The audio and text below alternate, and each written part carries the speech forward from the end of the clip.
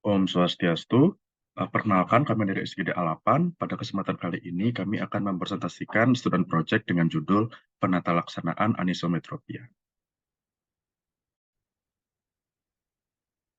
Berikut merupakan anggota dari SGD A8. Total ada 12 anggota yang dapat dilihat pada layar.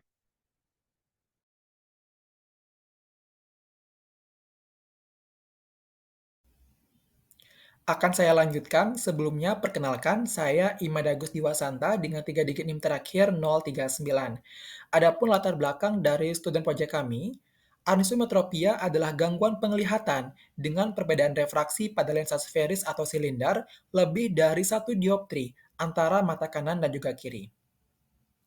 Secara global, prevalensi anisometropia meningkat 1% setiap 7 tahun. Dan menurut penelitian lain, prevalensi anisometropia pada populasi sebesar 2-4%.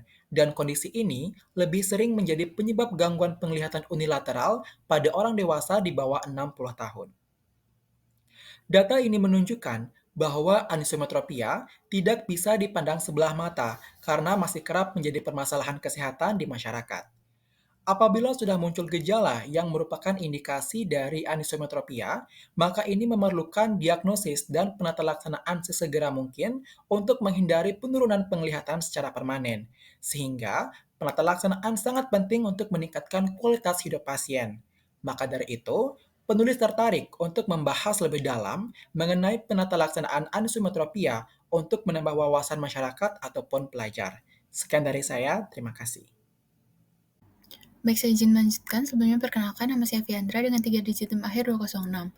Berdasarkan latar belakang yang sudah dipaparkan sebelumnya, rumusan masalah dari student project kami adalah bagaimana gambaran umum dari anisometropia, bagaimanakah etiologi dari anisometropia, bagaimanakah diagnosis dari anisometropia, bagaimanakah penata laksanaan khusus dari anisometropia, dan yang terakhir bagaimana prognosis dari anisometropia.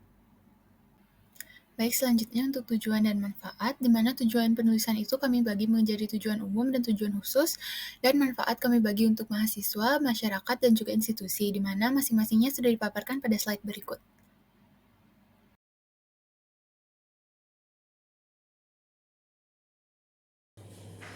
Perkenalkan, nama saya Dery Surya dengan 3 digit NIM terakhir 220. Mungkin sini saya akan melanjutkan presentasi mengenai gambaran umum dari student project yang telah kami buat. Jadi anisometropia itu adalah kondisi pembiasan yang asimetris antara kedua mata. Asimetri intraokular pada kedua mata biasanya disebut hanya sebagai perbedaan klinis yang signifikan antara mata kanan maupun mata kiri. Pada kondisi pembiasan yang asimetris ini ditentukan oleh perbedaan satu ataupun lebih diopter pada ekuivalen yang bulat. Pada sebuah studi kasus mengenai anisometropia menyebutkan bahwa perbedaan kekuatan refraksi yang dianggap signifikan itu sebesar 1 dioptri. Perbedaan kekuatan refraksi ini dihitung dengan cara perhitungan matematika, yaitu kekuatan refraksi mata kanan dikurai dengan refraksi mata kiri ataupun sebaliknya. Kemudian pada kondisi normal pada mata seharusnya memiliki daya refraksi yang baik pada mata kanan maupun mata kiri. Kondisi refraksi yang berbeda pada kedua mata akan berakibat fatal, khususnya pada usia bayi, karena akan menjadi masalah yang serius apabila tidak segera ditangani. Dampak yang dapat diakibatkan antara lain gangguan pada fungsi kerja otak, pada penglihatan yang dapat memicu terjadinya mata juling atau strabismus, kemudian mata malas ataupun amblyopia. Demi memudahkan untuk mengidentifikasi apakah pasien termasuk anisometropia atau tidak, adapun beberapa gejala umum seperti penglihatan yang ganda atau diplopia, kemudian penglihatan kabur pada satu mata, kemudian mata mudah lelah disertai dengan nyeri, sakit kepala, mual, kelelahan, dan juga pusing.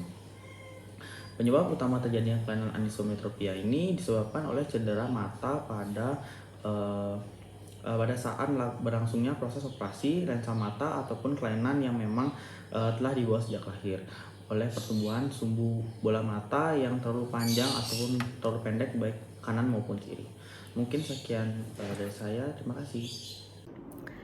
Sebelum perkenalkan, nama saya Putu Sagitaria Putri dengan 3 digit tim terakhir 017. Selanjutnya adalah etiologi. Anisometropia merupakan gangguan penglihatan yang ditandai dengan perbedaan refraksi lensa spherics atau silinder antara mata kanan dan kiri lebih dari 1 dioptri yang biasa disebabkan oleh kekuatan lensa yang berubah dan katarak berkelanjutan pada usia lanjut. Akibat sumbu bola mata yang tidak beraturan, bisa terlalu panjang ataupun terlalu pendek, serta adanya faktor keturunan dan juga kelainan kongenital bisa menjadi penyebab anisometropia. Selain itu, faktor yang didapat akibat trauma atau pengangkatan lensa setelah operasi katarak dapat menyebabkan anisometropia. Next. Baik, perkenalkan kembali nama saya Niko Marusana Tirana Dewi Mardana dengan 3 digit terakhir 173. Di sini saya akan melanjutkan untuk etiologi dari anisometropia. Jadi perbedaan dalam kekuatan lensa dapat juga menyebabkan perbedaan refraksi antara mata kanan dan juga mata kiri. Seperti contohnya jika salah satu mata memiliki lensa yang lebih kuat atau lebih lemah dari mata yang lainnya, maka fokus cahaya pada retina itu akan berbeda. Nah, anisometropia juga bisa disebabkan oleh kerusakan pada mata, seperti contohnya katarak, keratokonus, atau astigmatisme yang berbeda pada setiap mata. Nah, kondisi ini dapat mengubah refraksi mata dan juga menyebabkan perbedaan antara mata kanan dan juga mata kiri. Baik, selanjutnya akan dijelaskan oleh rekan saya. Perkenalkan, nama saya Agung Murhan Moksuma dengan 3 digit terakhir 04. Di sini saya akan menjelaskan tentang diagnosis anisometropia. Jadi, pasien anisometropia itu tidak memiliki gejala spesifik, tetapi pada pasien anisometropia itu biasanya mengalami pusing, penglihatan ganda, dan mata lelah pada satu sisi.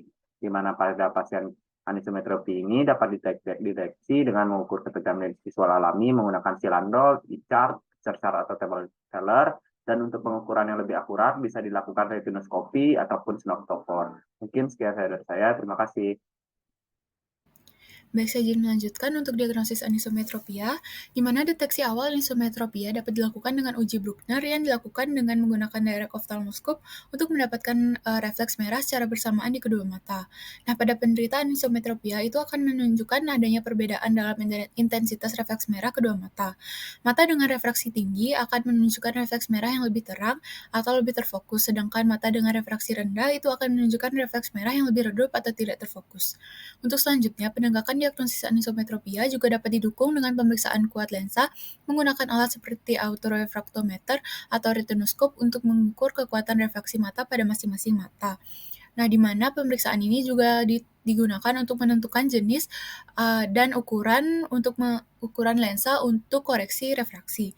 Nah, kemudian juga pada penderita anisometropia itu akan ditemukan perbedaan kuat lensa sebesar lebih dari 2 dioptri. Saya akan menjelaskan mengenai gambaran umum tata laksana anisometropia. Sebelumnya perkenalkan, nama saya Mandi Dwinanda Prabowo Mahardana dengan 3 digit NIM terakhir 057. Kepatuhan dan pemantauan pasien terhadap metode tata laksana anisometropia memegang kunci penting dalam mendapatkan hasil yang fungsional. Perlu digarisbawahi juga, penanganan perlu dilakukan sedini mungkin begitu pasien telah dicurigai menderita anisometropia. Hasil fungsional dengan ketajaman visual terbaik umumnya diperoleh setelah 150 sampai 250 jam terapi kumulatif dan 3-5 bulan agar keluhan anisometropia dapat distabilkan sepenuhnya.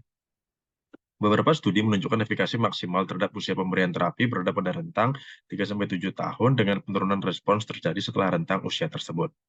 Akan tetapi, seluruh kelompok usia tetap dianjurkan untuk mendapatkan penanganan jika mulai menunjukkan gejala anisometropia agar dapat mendapatkan penglihatan binokular tunggal yang lebih jernih. Tujuan utama terapi anisometropia adalah untuk mendapatkan penglihatan jelas dan seimbang antara kedua mata. Secara umum, terdapat 3 pilihan utama terapi. Yang pertama, terapi farmakologis, yang berguna untuk mengatasi simptom atau keluhan penyerta pasien. Lalu yang kedua, ada penggunaan kacamata dan lensa kontak yang perlu digunakan sehari-hari. Serta yang terakhir ada terapi definitif, yakni operasi atau surgery yang dapat berupa refractive corneal surgery dan intraocular lens implantation.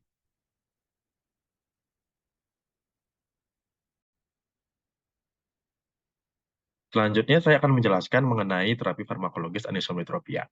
Terapi farmakologis bukan merupakan terapi utama anisometropia, namun lebih digunakan untuk mengatasi gejala penyerta atau underlying conditions dari pasien anisometropia itu sendiri.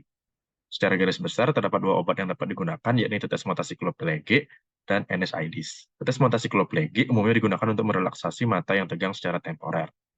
Beberapa medikasi yang dapat digunakan seperti atropin, siklopentolat, atau mepicamin yang bekerja sebagai agen antikolinergik yang dapat membatasi aksi muskarinik asetylkolin pada otot reseptor siliari. Di sisi lain, NSAID seperti ibuprofen dan ketorolac digunakan untuk mengatasi gejala seperti sakit mata atau discomfort, inflamasi okular, atau strain. Sekian yang dapat saya sampaikan. Terima kasih. Perkenalkan, saya Pandemade Alini Murgunesta Putri dengan 3 digit NIM terakhir 141. Jadi selanjutnya adalah tata laksana dari anisometropia dengan menggunakan kacamata ataupun lensa kontak. Nah, jadi hukum NEP menyatakan jika menempatkan lensa palpik fokus sebelah anterior dari mata yang mengalami anisometropia aksial, ukuran bayangan yang dihasilkan oleh retina akan sama dengan bayangan yang dihasilkan oleh mata yang mengalami emetropia. Hal ini membuktikan bahwa kacamata ataupun lensa kontak bisa diberikan untuk mata yang mengalami anisekonia aksial. Nah, akan tetapi ada pun kontraindikasi dari penggunaannya.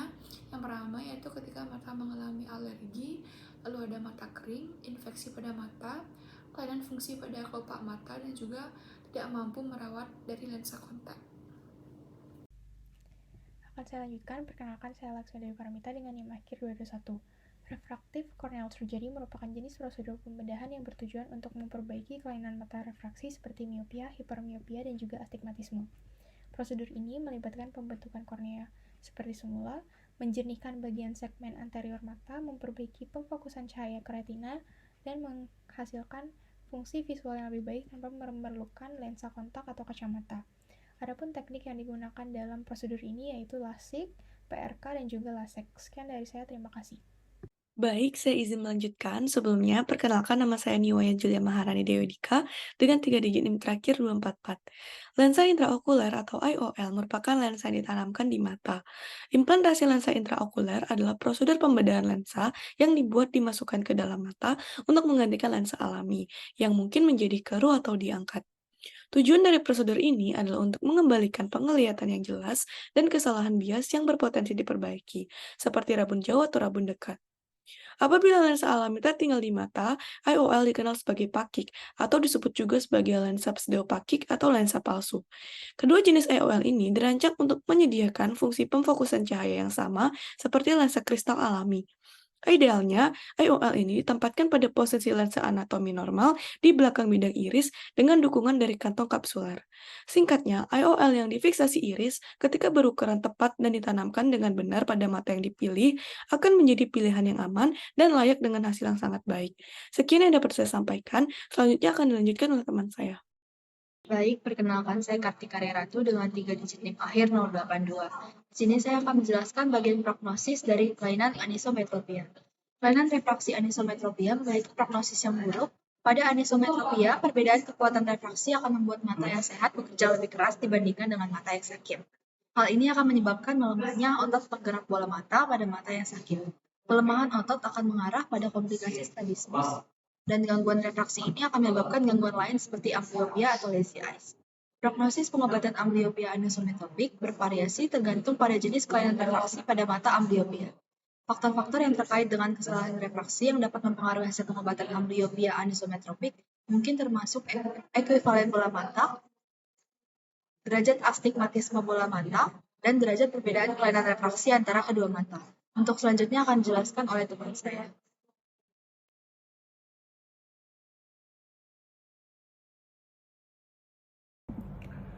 Baik, sebelumnya perkenalkan nama saya Brian Setiawan dengan NIM terakhir 187. Jadi di sini saya akan menjelaskan kesimpulan.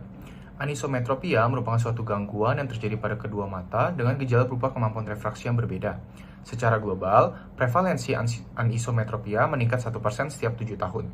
Anisometropia sendiri disebabkan oleh beberapa hal. Yang pertama itu dikarenakan sumbu bola mata yang tidak beraturan, lalu adanya faktor keturunan dan kelainan kongenital, serta pengangkatan lensa. Pasien anisometropia tidak memiliki gejala yang spesifik, tetapi pasien biasanya mengalami pusing, penglihatan ganda, dan mata lelah pada satu sisi.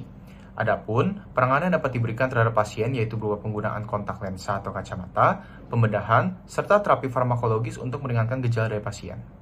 Baik, selanjutnya saya akan menjelaskan saran. Adapun saran dapat diberikan kepada penderita anisometropia adalah sebagai berikut.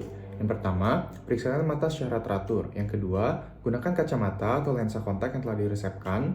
Lalu yang ketiga, perhatikan gejala atau tanda-tanda tidak biasa yang muncul. Lalu yang keempat, hindari penggunaan lensa kontak yang tidak tepat. Yang kelima, melindungi mata dari cedera. Dan yang keenam, jaga pola hidup sehat. Sekian presentasi dari SGD kami, kurang lebihnya mohon maaf. Saya tutup dengan Om Shanti Shanti Shanti Om.